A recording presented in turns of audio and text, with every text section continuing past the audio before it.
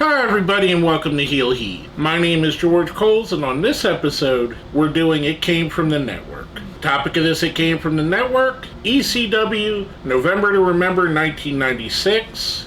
As you may remember from the last one, we're going to continue to do November to Remembers all through the month of November. If you haven't seen my show before, I grade everything on a 1 to 5 scale. 1 is the worst, 5 is the best. Let's jump right in.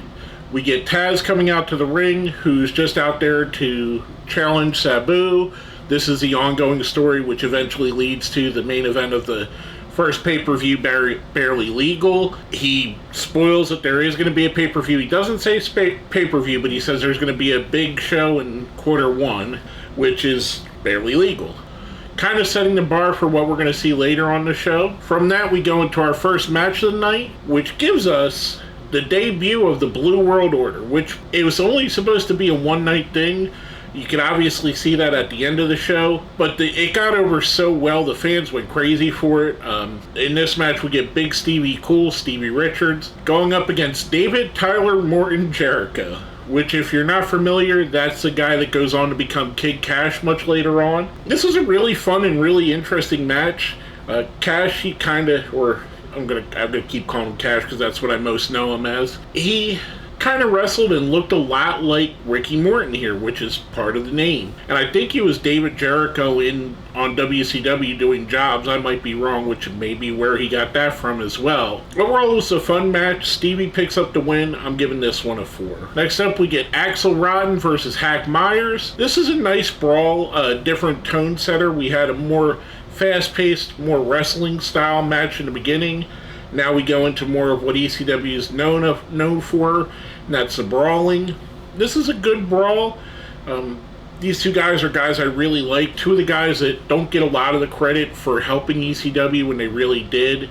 This is a good, pretty decent match. Axel does pick up the win here. I'm giving this one a 3. Next up, we have a match that, if you didn't watch ECW, you may not know have happened. Bubba Ray Dudley versus Devon Dudley. Yes, the Dudley Boys, before they were officially a team, there were Dudley Boys before the Dudley Boy team, they were enemies. Devon was coming in to toughen up Bubba and toughen up the family. He was feuding at this time. He was teaming with Axel Rotten against the other Dudley clan, which eventually led to them joining up, which led to one of the most legendary teams of all time. This again was another really fun match, more of a brawling style. Bubba Ray picks up the win here. Afterwards, we see Joel Gertner say that Devon won, which brings out Spike Dudley and Big Dick Dudley. So we get all the main components and Axel Rotten as well. And did I call him Axel Rose in the first match? If I did, I'm sorry. Axel Rotten, and we get all the components of what would be the Dudley Boys going forward. Sign Guy Dudley was out there. Spike would be the only one that would stay face, but we kind of see here the beginnings of what would be a legendary run. I'm giving this one a 4. Next up, we have a number 1 contenders for the Tag Team Championship match. The winner gets to face the Gangstas later in the show. We got the Eliminators, Saturn and Cronus, versus Rob Van Dam and Sabu. Almost called him Rab Van Dam. I don't know why. This was fun. This is probably one of my favorite matches on the show. Definitely lives up even now. You had two of the better teams at the time. The one thing I really liked about this, and especially Sabu at the time, he would work his botches into the match where you didn't know if it was a botch or if it was planned. He kind of made it look like he was absolutely insane, and anything was either going to be crash or destroy. This was fun. There was a couple of those spots here. It goes the time limit. Todd Gordon says give him 5 more minutes. It goes that time limit. He says give him 5 more again. It goes to that, which ultimately we see the Eliminators say, hey, let's just make it a 3-way dance. Todd Gordon makes it into a 3-way dance for later. I love this. This was a really fun match. If you're going to watch only one match from the show, I would probably say watch this one. This one holds up the best. You got two of the better tag teams of the time. I'm giving this one a 5. Next up, we have 2 more underrated wrestlers. Chris Candido versus Mikey Whipwreck. Again, this was another fun, more wrestling, more mat-based type match. 2 great wrestlers. Mikey still was a little bit in the underdog, but he was starting to really come out of that and really show how great he was. Candido, fantastic wrestler, highly, highly underrated. One of the greats of this era. He gets kind of lumped in because of Sonny, and he's kind of looked at as the Sonny's husband, which is really a shame. He should be looked at more for how great he was. This was a fantastic match. Candido picked up the win here. I'm giving this one a 4. Afterwards, we see him shake Mikey's hand and tell him he respects him, which was kind of unexpected for Candido. And quite frankly, I honestly forgot that was something that happened. So that was really cool seeing that. Now going from that, we're going to our previously mentioned three-way dance. The Gangstas defending their tag team titles against the Eliminators and Sabu and Van Dam. Again, just another really fun match. The Gangstas brought a different element in there. They added the brawling. At times it felt like with the 6 men in the ring and all over the building, it felt like you had 3 separate matches going on at the same time in 3 separate styles. You would have guys doing high-flying moves over here, guys doing mat wrestling over this way, guys brawling in the aisles over here, and it was just chaos. And this is the fun kind of chaos. This is where ECW made its mark. You had such a meld of different things that they could do, and you had the crowd didn't know where to look because there was so much going on and so much just frenetic energy going all over the building. Sabu and Van Dam get eliminated first when Taz comes out. Van Dam takes the Taz mission to save Sabu from Taz. After that, the Eliminators, they hit total elimination on him. Eliminators get rid of Sabu and Van Dam. Then New Jack dives in with a chair, eliminates the Eliminators, thus giving the Gangstas the win. I'm giving this one a 4. Again, I thought it was really good and really fun. Next up, we get Too Cold Scorpio, starting off with Joey Styles saying this is your last night. We're going to give you the tradition to give you a proper send-off. Too Cold says he's going to stay here. This is right before the next night he goes to the Survivor Series and becomes Flash Funk. He says he's going to stay and work both companies, but he was going to do the time-honored thing, so let's see who the company wants to put over. Kind of bending that fourth wall. Another thing that ECW was really famous for was bending and breaking the fourth wall and breaking the backstage and in front of camera, so you didn't know what was real and what was storyline. He says, first off, we're gonna call out whoever they want to take this from me, and I'm gonna mark these all as one thing. Whoever wins this has to be off of ECW for 15 days. So the first person that comes out is Devin Storm, aka Crowbar.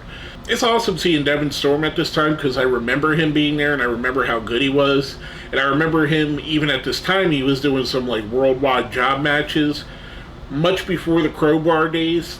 He's just a fantastic wrestler. Again, another guy, I'm saying it up and down this card, another underappreciated talent. Too Cold picks up a quick win on Devin Storm here. Then he goes, well, next person that wants to come out, anybody else wants to come out, we'll go for 30 days. So that brings out JT Smith and Little Guido. They argue a bit. JT takes a match. Too Cold makes quick work of him. So JT is now out of ECW for 30 days. Next that brings out Hack Myers. Now we're going for 60. Too Cold dominates Hack Myers, picks up the win again. Hack Myers is out for 60 days. We see Louis Spicolli checking on Too Cold Scorpio, or checking on Hack Myers, which gives us Too Cold saying to Spicolli, you're going to be my guy, you're going to be my surprise partner tomorrow night, which I believe the surprise partner ended up being Snuka, if I remember properly, in that Survivor Series. But I digress. He says, Spicolli, you're going to be the surprise. And then he said, but let's do this. If you can beat me, we're going to put 1 year on the line. So they go at it. Spicolli picks up the win, surprisingly, thus giving Spicolli a solid win over a guy that's been pretty dominant in ECW. I mean, he was a tag champion, he was a TV champion, just a great wrestler all the way around. This was a great segment. Afterwards, Scorpio says someone's going to have to force me out, which again brings out Taz. Taz kind of talks some trash to him. Too Cold backs off and backs out of the ring. Taz says he's hijacking the show. He's not leaving until Sabu comes out. Bob Ortiz, the announcer, says to Taz, we got to move on to the next match. Taz makes him sit in the corner, says don't move a muscle. Then we see Todd Gordon come out. Taz gets in a little bit with him, followed by Bubba Ray Dudley and some other guys, and Paul Heyman. Taz hits I was kind of surprised. He hit a Saito suplex on Paul Heyman here, which was really, really weird to see. You don't remember Paul Heyman taking bumps because you've seen him for so long with Lesnar or Reigns, and he barely ever takes a bump. So it's weird seeing him take a move like a Saito suplex, or Tazplex in this case. Then the lights go out. Classic ECW trope. Sabu's in the ring. We get one of the classic moments in the history of ECW, the stare down of Sabu and Taz, and right before they lock horns, the lights go out again. And this was the home video version because it cuts to the ECW static and we go right to the next match. I'm giving that all a 5. I thought all of that was fantastic. The story with Sabu and Taz, the story with Too Cold leaving and all of the other guys kind of made you think, well, maybe he is going to stay after 2 or 3 of them. I thought it was all fantastic storylines and all great work all the way around. Next up, we get for the ECW World Championship, the Sandman defending his title against Raven. This was when Raven had Lori Fullington, the Sandman's wife, and Tyler Fullington, the Sandman's kid, as part of his group. The Blue World Order, or the Stevie, Nova, and Meanie are all out there, but they're in suits now, which goes to show you they obviously didn't think the BWO was going to be as big as it was, because they would have still been the BWO here. This was a really awesome brawling type match. Raven gets talked about a lot, and he doesn't get enough credit. He gets a lot of credit, but he doesn't get enough for just how good of a chessman he is, how good he can put together a match. Even with a guy with a lot of people say, and I'm not knocking him, I love the Sandman. He was my stepdad's favorite wrestler. He's one of my favorite wrestlers. I love Sandman. But we can all agree, Sandman is limited in the ring. You're not going to get a Malenko Guerrero classic out of the Sandman. What he could do, and what was made awesome, was the way Raven pulled out a great brawling style match out of the Sandman here. This was just another fantastic match in one of the legendary feuds in ECW history. Sandman picks up the win here. I'm giving this one a 5. Then we go to the main event, a Dream Tag Team Partner match. Tommy Dreamer and his Dream partner Terry Funk going against Shane Douglas and his Dream Tag Team partner, the Bulldozer, Brian Lee. This is the second time in a row that Dreamer and Funk have headlined a November to Remember. And how can you go against it? Dreamer's the backbone of ECW, the heart and soul. We've heard all of that. Terry Funk, one of the greatest wrestlers of all time. Can't argue with that here. This was another more of a brawl than a scientific match. Yeah, there were some instances where Funk had it here. And I will say one thing. Terry Funk, for as legendary as he is, in all of his stops all over the world, I don't think he was as beloved in any company as he was in ECW. Everybody loved him in WCW, everybody loved him in Japan, they loved him in Florida, everywhere he went he was loved, but he was revered in ECW. He was a god in ECW. You could have put anybody in the history of wrestling against Terry Funk in ECW, and the fans would have been on Terry Funk's side. It didn't matter who it was. It could have been Bruno Sammartino at his prime, Ric Flair, Hulk Hogan, Steve Austin, Stone Cold. If you would have took 99 Stone Cold Steve Austin and brought him to the ECW arena against Terry Funk, the fans would probably go for Terry Funk. That's how revered he was to this crowd. And he's revered that way to me, and it's something I feel. I feel Terry Funk is the greatest wrestler of all time. Him and Ric Flair, to me, are 1A and 1B. This was another fantastic match. A lot of different elements here. We got guys that can wrestle great, guys that are great brawlers. Really fun match. There's a cat fight with Beulah and Francine, which are always fun. At the end comes Funk and Dreamer pick up the win. Afterwards, the heels get the upper hand. Then they get ran off by Pitbull number 2, who was in the middle of his own feud with Shane Douglas at the time. I'm giving that one a 5. I thought it was really good. Overall, I might be a little biased, as you can tell here. This is my favorite era of wrestling, 95 through 97 ECW. I think is the best wrestling there's ever been. I really enjoyed it, and the whole run of ECW was really stellar to me. But that pocket there between where the Raven and Dreamer feud's going on, Raven and Sandman are happening, the Dudley Boys are growing, the Eliminators are one of the great tag teams of all time. You get guys like Too Cold and Cactus Jack coming through. You got the undercard with guys like Stevie Richards, Chris Candido, Axel Rotten. I mean, to me, this was wrestling Nirvana. This, and not even in the sense that people say ECW was Nirvana because it changed wrestling like Nirvana the band. This was like wrestling heaven to me, so I may be a little bit biased. Overall, I'm going to give the whole show a 5. I thought it was highly enjoyable.